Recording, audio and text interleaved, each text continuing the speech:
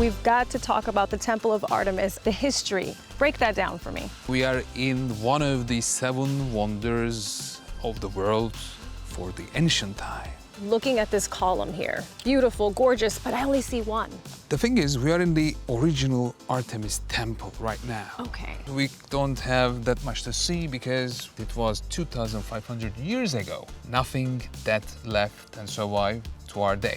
It was used for a temple, which was the people, they dedicate their wishes to the head goddess of Artemis. Artemis was one of the most important goddesses for the ancient world, and it was the main goddess for the Ephesus people.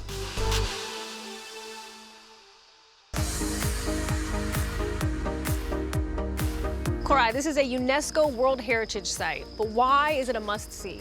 This is one-of-a-kind ancient city because there are few cities in the world which can preserve that kind of a ruins in their heritage, and Ephesus is the number one. Number one. Number one.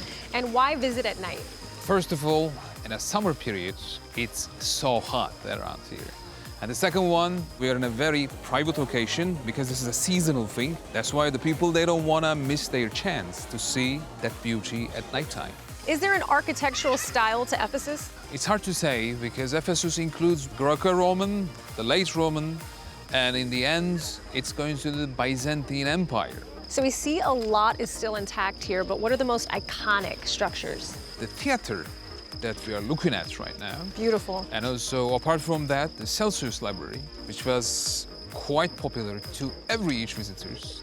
And if we need to consider the Artemis temple, and if it's going to be including the ancient Ephesus city, yes, they are must-see.